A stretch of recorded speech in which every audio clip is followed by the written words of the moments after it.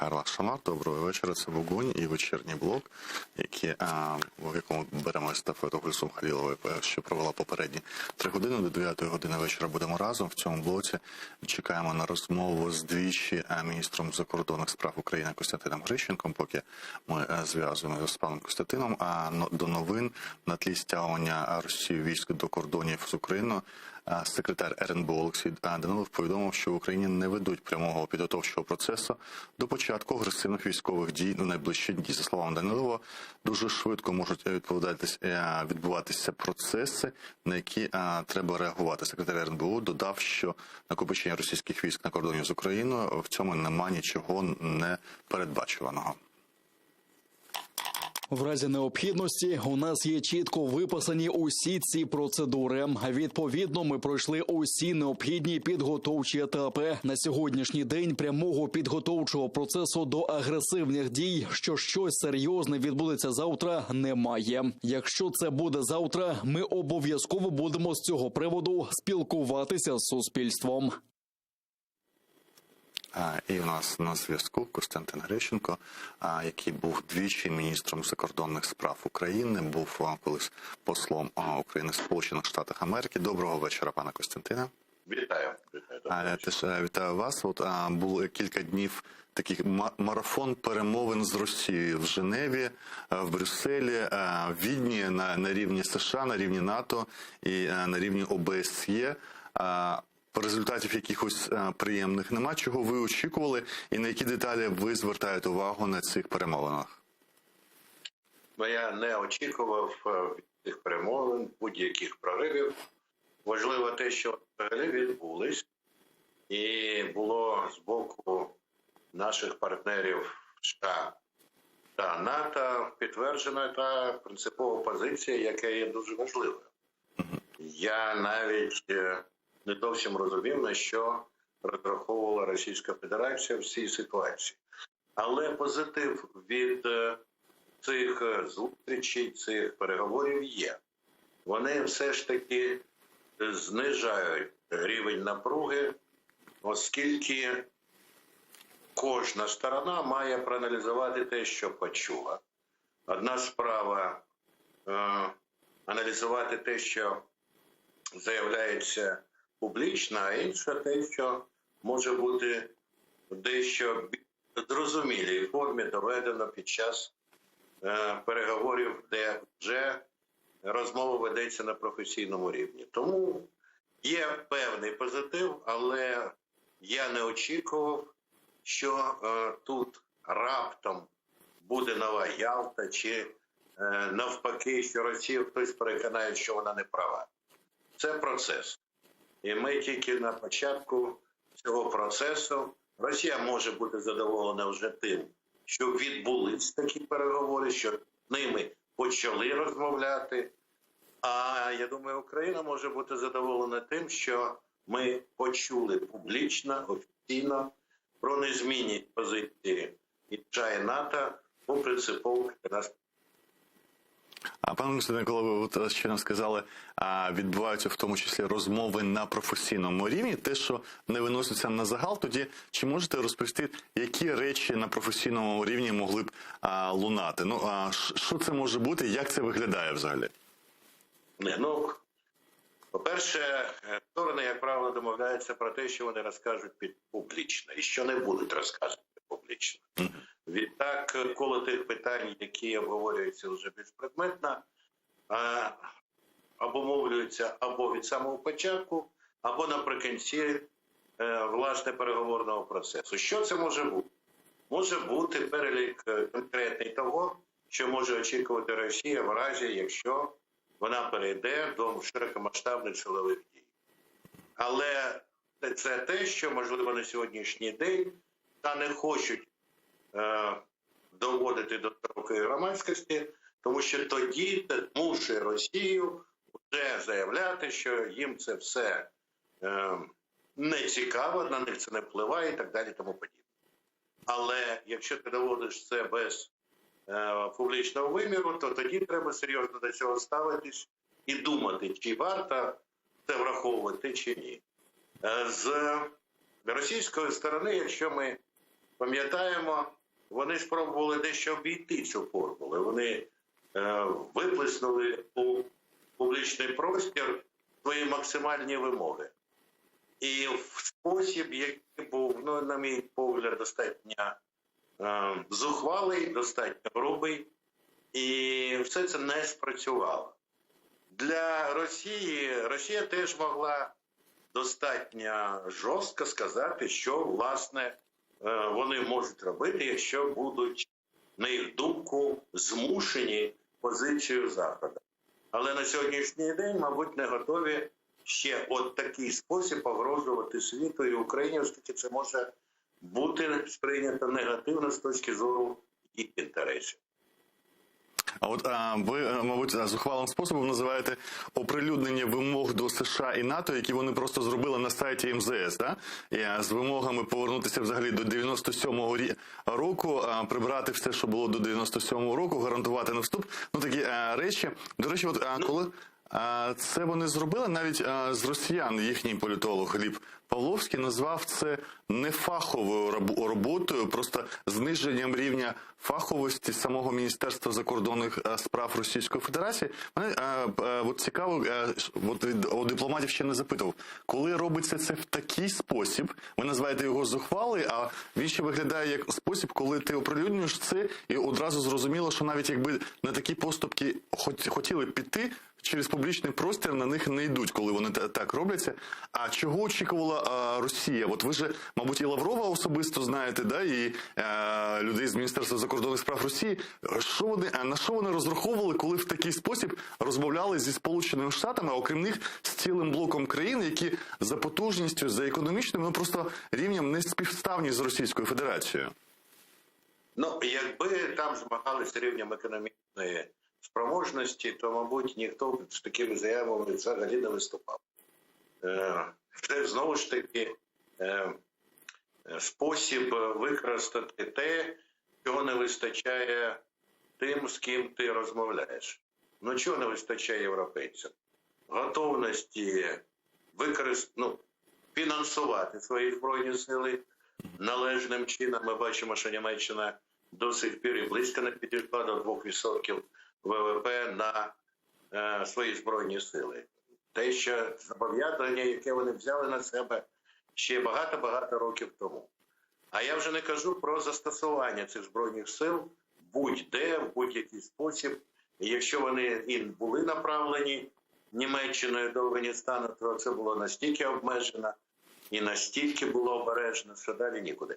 Тому от відчуття, що ти можеш розмовляти з тими, хто не проявляє рішучість, хоча і має економічний потенціал, але більше думає про стабільність, про спокій своїх громадян, які не готові, звичайно, і добивати, оце і дозволяє говорити у такий спосіб. Я думаю, що в даному випадку це не стільки Міністерство закордонних справ Росії, скільки інші гравці, які спрямовують загалом політику Росії і внутрішню, і зовнішню в напрямок більшої конфронтації, оскільки це створює образ сильної влади, сильної країни, велич Росії. І це треба підтримувати навіть не стільки через якісь внутрішні механізми, скільки через зовнішню проекцію сили. З моменту того, як була призначена Захарова прес-секретарем МЗС, я і очікував, що до її рівня підтягнуться і ті, хто вихований зовсім в інших традиціях і знають, яким чином мають відбуватись перемовини, комунікації з своїми колегами в професійний спосіб. Але на даному випадку кожний має підтягуватись до того стандарту, який вже був визначений з того вже доволі віддаленого в часі моменту. А є деякі оцінки, якщо не помиляюся, мабуть, в Данилова сьогодні в «Українській правді» це читав його інтерв'ю, а можливо помиляюся, але кілька разів такі оцінки чув, що оці російські вимоги, які ви назвали зухвалі, їх так і називають багато зухвалі, вони не тільки не злякали Захід, а нібито його розлютили. І з іншого боку, ви кажете, що там у тої ж Німеччини нема, там є така неготовність фінансувати, скажімо, свої збройні сили. От колективний Захід, він розлючений, чи розлюченими можна вважати лише там Сполучені Штати і, скажімо, їхніх партнерів, які молоді члени коаліції Північно-Атлантичної, які після 2004 року. От стара Європа, вона розлючена чи ні? Що ви про це можете сказати? Стара Європа, вона більше спить, вона насолоджується спокійним життям. Німеччина найкращими за тривалий час показниками свого економічного розвитку. Ну, кожна країна має якісь свої піки активності і періоди, коли вона намагається уникнути будь-яких потрясінь. Німеччина проходить, на мою думку, якраз період бажання максимального спокою, але на якомусь етапі це все змінюється. Змінюється непомітно, поступово. І ми це бачимо, перш за все, в Сполучених Штатах. Там дійсно ситуація, коли робиться такий відкритий виклик, тому що вони вважають для себе важливим. І в чому вони переконані, Сполучені Штати праві, правда, вони завжди вважають, що вони праві. Але в даному випадку вони це вважають обґрунтовано, що не можна, по крайній мірі в Європі, нав'язувати якісь формули державам, які вже достатньо на високому рівні демократичного розвитку. Формули, які не відповідають їх прагненням. Російська сторона завжди використовує аргумент, що США самі не без гріха.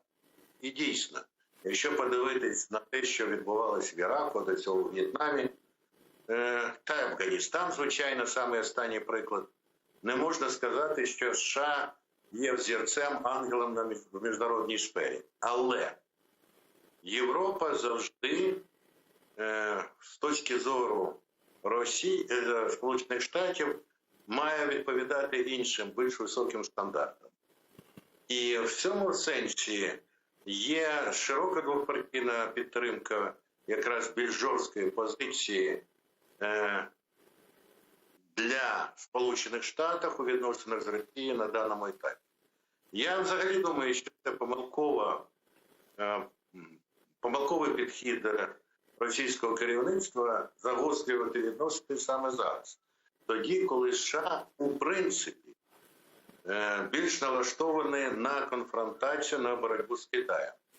Але пропустити виклик, який вони отримали у такий до цього ще спосіб від Росії, вони просто собі не можуть дозволити.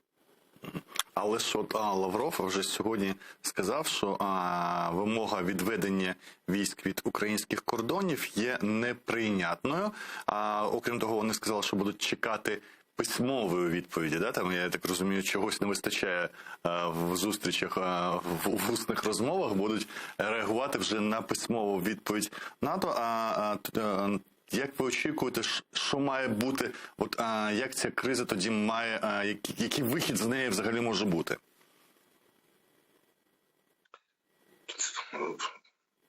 В будь-якій ситуації, яка не має остаточної визначеності, виходів може бути декілька, може бути дуже багато. В даному випадку, мабуть, можна найбільш вірогідно очікувати, що продовжиться ця дискусія.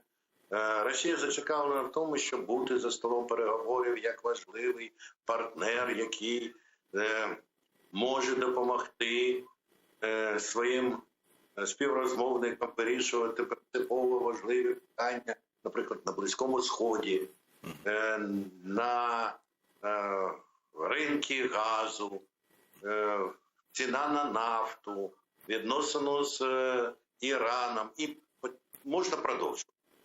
Але вона за це хоче мати у відповідь також якісь позитиви там, де це для них є важливим, це перш за все, звичайно, в Україні. І тут от якраз і виникає питання, що є важливіше. Пробувати від Росії отримати допомогу у вирішенні цих проблем, можна додати тут ще Сирію, звичайно, чи за рахунок інтересів України, чи все ж таки Україна – це принципове питання, яке не може бути розмінною монетою. По крайній мірі на цьому етапі ми бачимо, що Україну здавати ніхто не збирається. І більш того, немає довіри до того, що Росія здатна бути серйозним партнером, який заслуговує на довіру у вирішенні інших проблем, в яких зацікавлені Сполучені Штати. Відтак, ми поки знаходимося на етапі, коли кожна сторона заявила про свої пріоритети, про своє бачення. Ну і це залежить від того, чи буде бажання в Москві подивитись серед всього цього меню, чи знайдеться те, що їм буде цікавим як елемент продовження діалогу. Ну, скажімо, що важливо з точки зору російської безпеки? Всі розуміють, що Україна так чи інакше не буде членом НАТО в найближчі роки. І не тому, що Росія цього не бажає, а просто ціла низка впливових країн, включно з Німеччиною і не тільки з нею, вони не бачать Україну через те, що вона обтяжена тими проблемами, які створила та ж сама Росія. Це і Крим, це сам факт наявності, по суті, військового конфлікту з Росією. Вони не готові бути втягнуті в цей конфлікт. Тому, коли ставиться в центр всього питання про невступ України, то це взагалі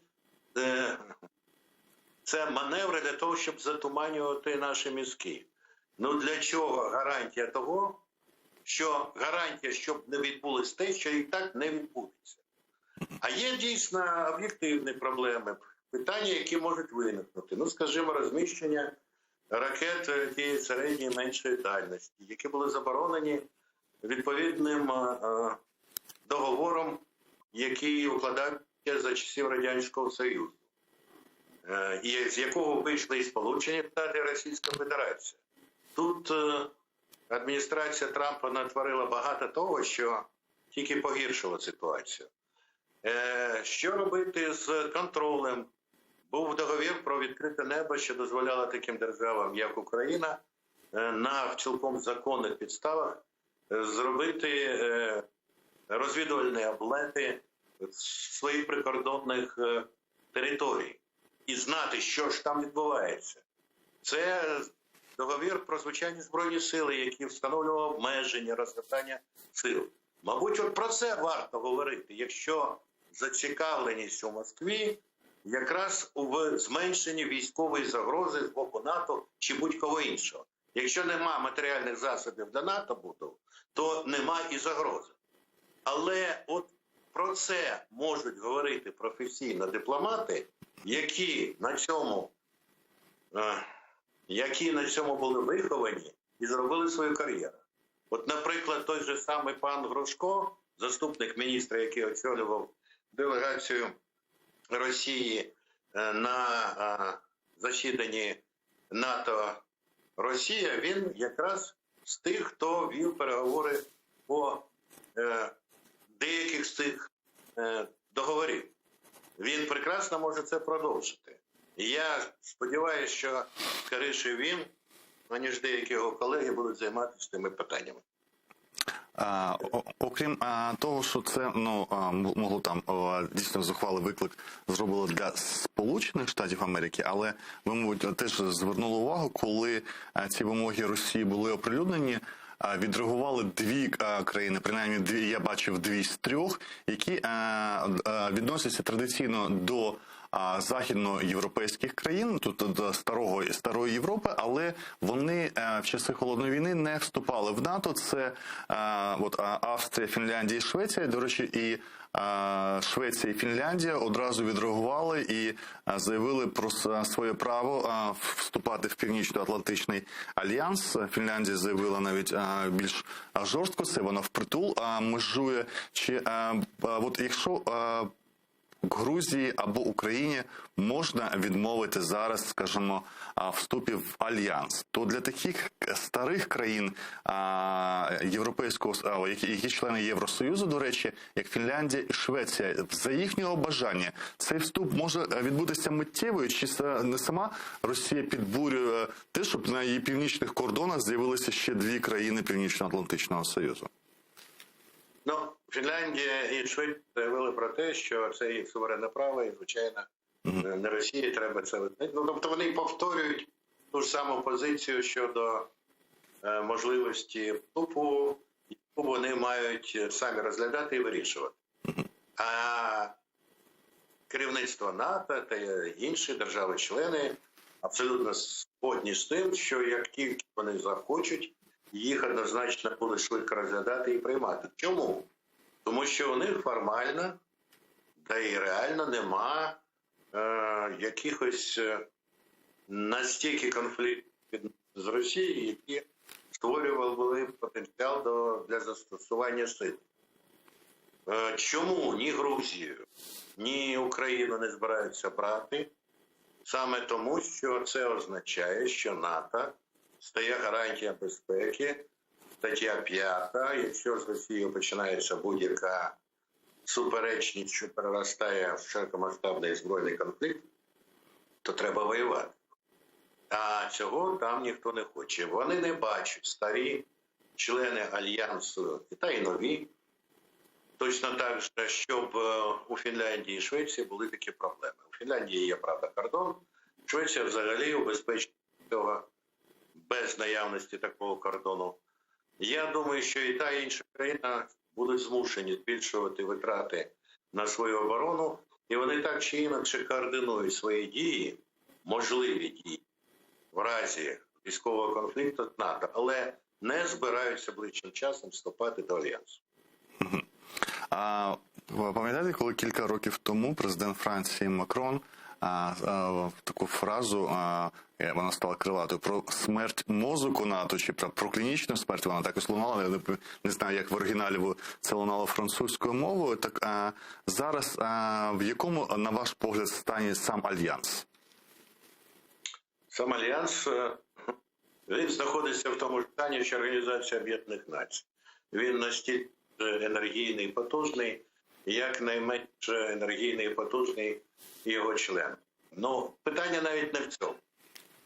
НАТО, на відміну від других структур, повністю залежить від спроможностей Сполучених Штатів. За кількістю збройних сил, за її маневреністю, за можливістю перекидання цих сил. Сполучені Штати – це навіть не 80, це набагато більше. Це не просто кількість солдат, це просто здатність їх використовувати там, де потрібно. Франція – це єдина країна в Альянсі, крім Британії, ще, можливо, певною мірою, яка на континенті європейському здатна використовувати збройні сили поза межами своїх кордонів. Обмежено, дуже обмежено, але тим не менш інколи ефективно. І саме тому вона і намагається інколи відійти від покладання всіх своїх сподівань на НАТО, тому що НАТО через те, що всі основні військові спроможності знаходяться у США, відповідно і не може без США не вирішувати будь-які питання, пов'язані з використаннями сили за межами своїх кордонів. Франція хотіла би не просто сама включатись до вирішення проблем в Північній Африці, а й мати союзників, які б не залежали від США. Я не думаю, що ця ідея, які вже багато десятиліть не років, десятиліть, яка періодично відновлюється, або, скажімо, повторюється новим і новим президентом, має будь-які реалістичні перспективи для свого втілення. Знаєте, одна справа заявляти, а інша доставати гаманець і платити за її реалізацію. Навіть Франція повністю не готова, як то кажуть, через бюджет домагатись того, щоб це було реалізовано. Ви кажете, що Німеччина відноситься до тих країн, яка отримує задоволення від свого мирного стану і економічного зростання, і хоче далі насолоджуватися цим життям і менш рішуче, але от вже на тлі загострення, яке протягом всієї зими було, і осені напередодні Нового року, коли, пам'ятаєте, була зустріч міністрів оборони країн НАТО в Брюсселі, і саме міністерка оборони Німеччини, щоправда, це попередній уряд Меркель, наприкінці вона саме в її словах лунала така заява, що Росія має зрозуміти, що НАТО готово застосовувати силу, правда, там було сказано в разі, дій Росії в Балтійському чи Чорноморському напрямку. Ми розуміли це все ж таки, як в тому регіоні є країни-члени НАТО, але саме з вуст німецької міністерки лунало слово, що Росія має розуміти, що НАТО здатно застосувати силу. Так, а ви з ваших слів виглядає, що НАТО досить кволе, да? От зараз що воно зараз демонструє? Здатність відповідати чи кволості більше? На рівні риторики, звичайно, зараз є більш чітке, більш жорстке формулювання того, яка має бути відповідь, але вона знову зводиться до економічних, головним чином санкцій, інших засобів невійськового характеру. І це можна зрозуміти, тому що військовий характер зіткнення між Росією і НАТО – це те, що треба уникати за будь-яких умов. По крайній мірі, так вважають на Заході в цілому. Тому що невідомо, яким чином буде розгортатись такого роду конфлікт. А для нас важливо і те, що, скоріш за все, буде розгортатись на нашій території і буде коштувати колосальної кількості життів українців. І наскільки ж можна, щоб по нашій території проходили війни. Але для того, щоб запобігти розгортанню широкомасштабної війни, потрібно, щоб всі учасники можливого конфлікту знали, чим це буде коштувати їм. І відтак ця риторика відіграє, звичайно, дуже важливу роль для запобігання можливої агресії.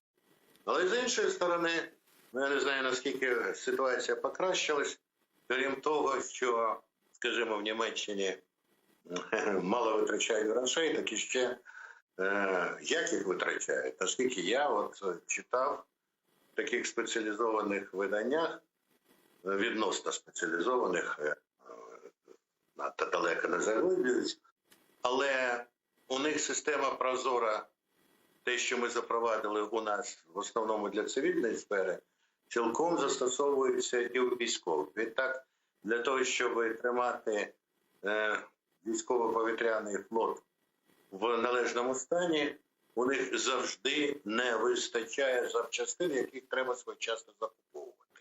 І дуже багато своїх недоліків.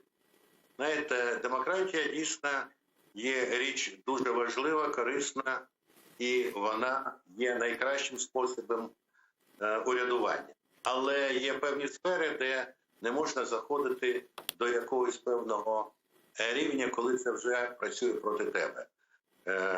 Я думаю, що те єдине, що розробив Трамп корисне для НАТО, він жорстко ставив питання, що кожний має нести свою долю відповідальності за спільну безпеку. І ніхто, особливо багаті країни, не повинні ховатись за будь-якими історичними чи іншими виправдуваннями своєї бездіяльності або нездатності брати на себе відповідальність.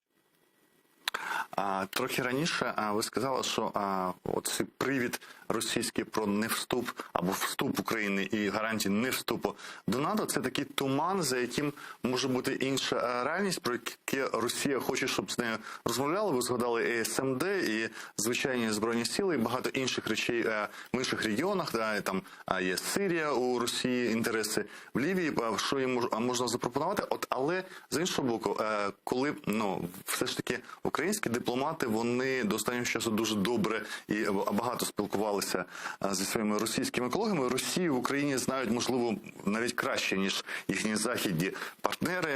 Все ж таки і школа одна колишня радянська. Все ж таки, на ваш погляд, Україна може бути приводом, чи для Путіна оце його висловлювання відоме, що найбільша катастрофа 20-го сторіччя, розпад Радянського Союзу, і в будь-якому вигляді спроба збирання земель, і в будь-якому разі зазіхання на всю Україну, а не тільки на Крим і оці кілька районів на сході в Донецькій, Луганській області, що все ж таки це головна причина, і вона просто може бути відставлена в часі, і Путін або чинна російська влада не відмовиться від зазіхань на Україну.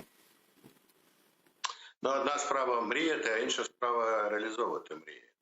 Мрії, звичайно, у багатьох в Росії такі, що треба відновити навіть не стільки Радянський Союз, скільки імперію. Причому є багато тих, хто бачить це далеко в історію. Я не здивуюсь, коли серед вимог, не на офіційному рівні, як мінімум, серед тих, хто начебто висловлює думку в руслі забагана Кремля, будуть говорити про повернення тої ж Аляски. Хоча про це говорити просто безглуздо. І в цьому контексті я думаю, що все або дуже багато що залежить від того, яким чином, наскільки гнучко, зрозуміло. І якщо хочете, достатньо буде вести себе українська влада, українська зовнішня політика, яка не повною мірою залежить від української дипломатії. Дипломатія – це інструмент, а рішення приймає той, хто обирається народом. Він, тобто особисто, його команда мають формулювати основні завдання, а вже дипломатія виконує ці завдання, вона допомагає формулювати. Якщо її запитують, що є реальним, що є найбільш ефективним, яким нам краще тут діяти. Але не мені, жодний міністр закордонних справ не є тим чинником, який визначає зовнішню політику нашої держави. Це можливо тільки там, де президент самоусунувся взагалі від зовнішньої політики і повністю передовірив це. Такого не буває в сучасному світі, по крайній мірі. І тому я думаю, що є низка країн пострадянського світу, які намагаються і поки що достатньо зрозуміло ведуть політику, яка дозволяє їм бути інами і зберігати нормальні відносини. Нам це вже буде набагато складніше, тому що відбулася анексія Криму. Ми маємо військовий конфлікт на Сході. Ми маємо масу причин, які не дозволяють нам легко вирішити ті проблеми, що накопичились. Але це не означає, що ми йдемо за одним сценарієм, за яким Росія так чи інакше буде вести політику виключно на знищення України, і це їй вдасть. Я думаю, що завжди ситуація вимагає, в тому числі і від Росії, кореляції того, що вона прагне, відповідно до того, що вона реально може здійснити.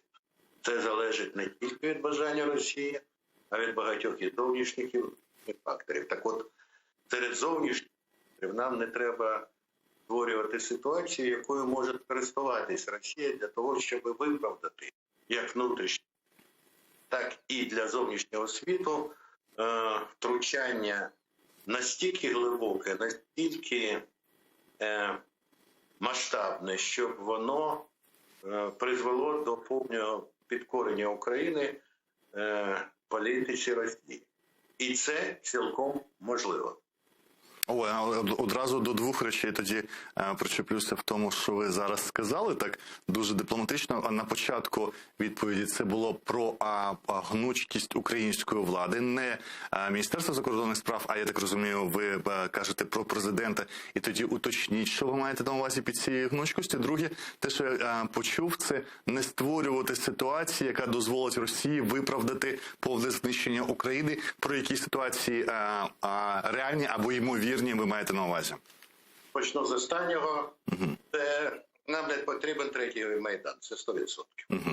Нам не потрібна ситуація, яку вже не тільки розкрутити всередині Росії. Вони вбили всім росіянам, що будь-яке заколот, будь-яке протистояння в сусідній країні дає їм привід, дає їм мандат на втручання, ну хоча б для того, щоб в лапках захистити російськомовне населення від, як завжди, всіх тих, хто збирається його прикноплювати або для того, щоб зупинити акти насильства і всього іншого. Вони показують зараз на прикладі Казахстану, що вони можуть зайти і вийти. Але Казахстан – це інша історія.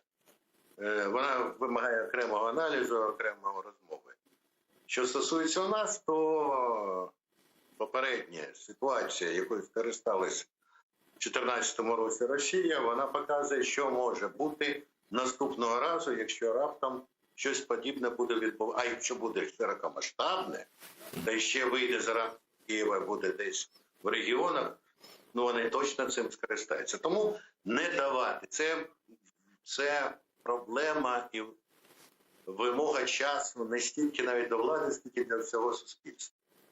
Ну не можуть серйозні політики, які мають суперечність з владою сьогодні, вдаватись до засобів свого захисту, який може призвести саме до розвитку такого сценарію. Це моя особиста думка. Я вважаю, що це стосується багатьох тих, хто сьогодні грає політику в Україні. Друге питання – це другий аспект – гнучкість. Гнучкість, вона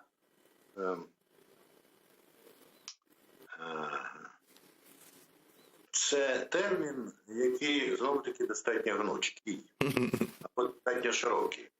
Гнучкість не означає готовність бути поблажливим до забаганок того, хто від тебе щось вимагає.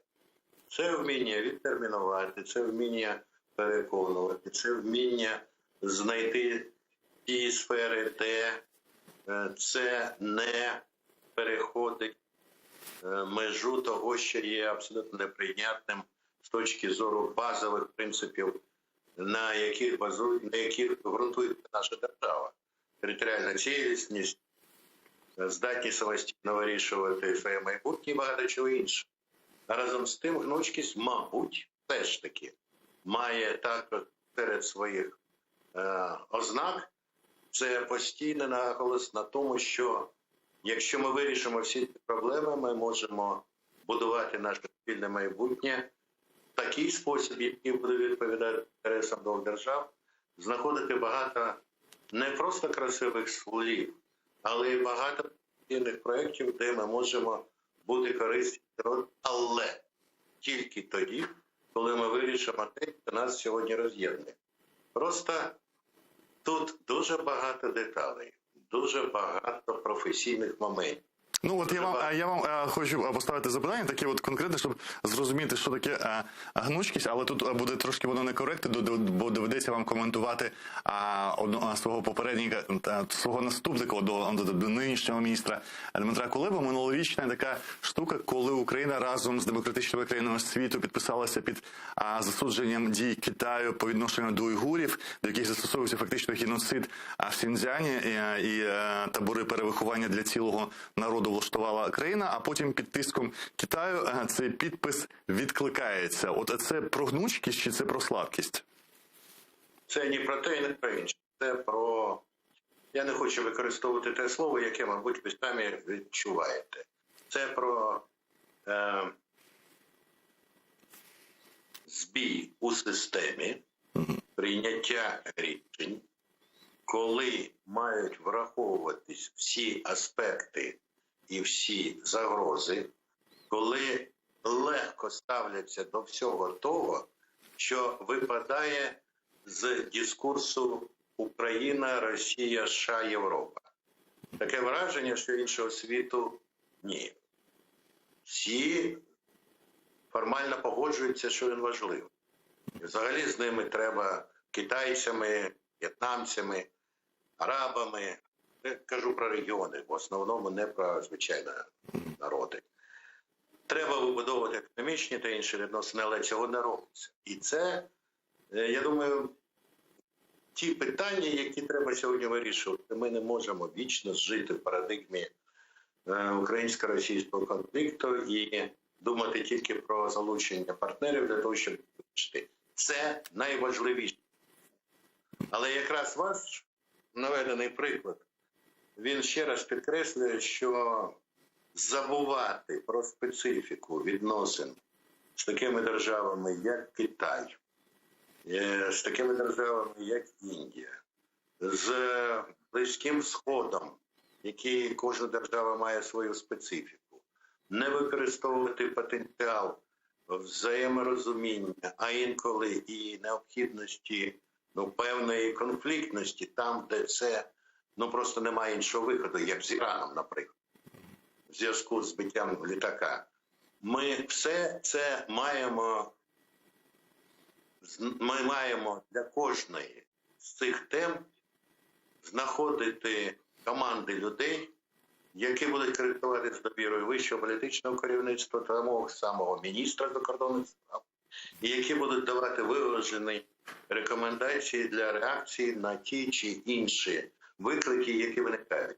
Тому що якщо система не відкалібрована, якщо кожний з цих гвинтиків від якогось третього секретаря до посла у державі, а я нагадаю, в Китаї у нас досі нема посла, коли вони всі не працюють разом, ми будемо інколи робити серйозні помилки. Я сподіваюся, що ближчим часом не будуть виконувати. А інший приклад з європейського напрямку, от як має, на вашу думку, діяти тепер Україна, скажімо, це питання колишньої Югославії і Косово, яке, Косово, той випадок, коли вважається частково визнана країна, хоча її визнають понад 100 членів Організації Об'єднаних Націй, але так сталося, Україна не визнавала Косово свого часу, ще коли не було спроби анексії Криму і захоплення території своїх, через те побоювання, що це схоже на такі ж сепаратистські речі всередині країни. Зараз ми маємо через те, що Україна поводилася по відношенню до Сербії дуже коректно на цей час, ми бачимо, що Сербія, наприклад, голосує разом з Венесуелою, Сирією. Сербія – країна, яка претендує на членство в Євросоюзі, вона єдина з цих країн, голосує разом з росіянами проти України по резолюціях ООН, щорічних, цього року, принаймні, бачили, в ООН. А натомість не визнана нами Косово разом з Албанією, такі активні союзники США, які навіть говорили про те, що готові відправляти свій військовий контингенти для захисту України від Росії. Це була спільна заява Косово і Албанії. А що ви скажете, в цьому напрямку ми маємо переглядати своє ставлення до Сербії і Косова, чи ми маємо зберігати ту політику, яка була попередньою? Треба розділяти, це не одне і те ж саме. Щодо Сербії, звичайно, що треба реагувати на їх позицію по важливим для нас питанням. І в цьому контексті, звичайно, що навряд чи у нас можуть бути продуктивні відносини з цією країною. А що стосується Косова, то тут, що називається, питання не вставлені до очільників цієї країни, яку ви знаєте, як ви кажете, повіс. Для нас, я з самого початку, коли ця тематика виникла, визнання, невизнання, наполягав на тому, що Україна не повинна, не може собі дозволити просто визнавати Косово. Тому що це те саме, той прецедент, який Росія потім використовувала ще до Криму, ну і продовжує використовувати зараз.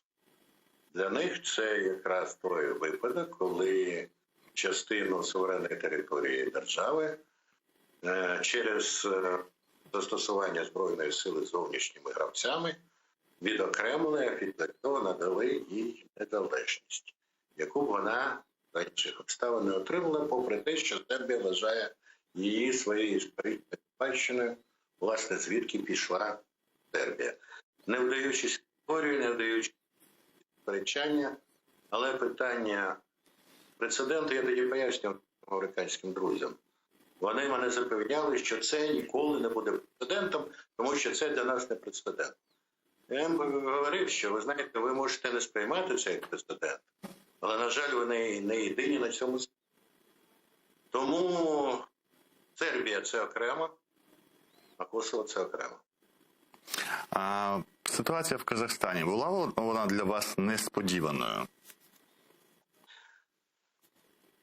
Та, звичайно, що було несподівано. А кому, для кого вона була сподівана? Ну, можливо, є дипломати, які, скажімо, глибше вивчають ці країни або розуміють їх, і, можливо, для них деякі процеси були очевидними, те, що не було очевидно на загал. Давайте, назвіть мені таких дипломатів, мені було цікаво їх побачити, і щоб вони говорили до того, як це відбулося. Ну, можливо, дійсно, що конфліктний потенціал визнавали багато хто. Після того, що відбувалося в 2011 році, коли були протести, коли було застосування сили, звичайно, виключати, що в якийсь момент щось подібне може виникнути. Ну, мабуть, ті, хто цікавились Казахстаном, не повинні були це виключати. Але коли саме і чому щось подібне виникне, ну, дуже рідко хто з тих, хто найпрофесійно відслідковує процес в цій країні, може передбачити. В даному випадку, вже після факту, постфактум, ми можемо дати достатньо розумне пояснення, чому саме зараз все це відбулося. Питання тут не тільки чому це відбулося, а чому саме так відбулося. Чому в одних місцях все ж таки в основному протести були мирними і більш-менш організованими навколо зрозумілих вимог, а в інших перетворились в масові бійки, грабування, в тому числі спрямовані не тільки проти влади, а часто жертвами були прості громадяни. Це важливий елемент того, що необхідно враховувати для прогнозування майбутніх подій в регіоні. Коли російські очільники минулого тижня, коли був розпал цих подій в Казахстані, казали, ну вже коли було рішення про введення контингенту ОДКБ, що наступною після Казахстану це буде, я не пам'ятаю, хто з росіян сказав, Узбекистан. Оце сприймати треба як аналіз ситуації на Центральній Азії чи як загрозу Узбекистану? Погрозу, скоріш за все. Ну, давайте все-таки знаємо, хто це сказав, тому що в Росії людей, які гуляються вночі і під впливом місяця починають гуляти по вулиці, достатньо багато. Вони ще інколи викидають свої думки в мас-медійний простір. Не варто на все це серйозно зважати, але якщо говорити, якщо сприймати серйозно цей посил, ну, Узбекистан не має кордону з Росією. Узбекистан – це країна, яка є дуже традиційною, де, звичайно, все може бути. Ну, я от знаю, що там теж планували підняти ціни на газ, не підняти, вірніше, зробити їх ринковими. І зараз, звичайно, вони цього робити не будуть. Зрозуміло.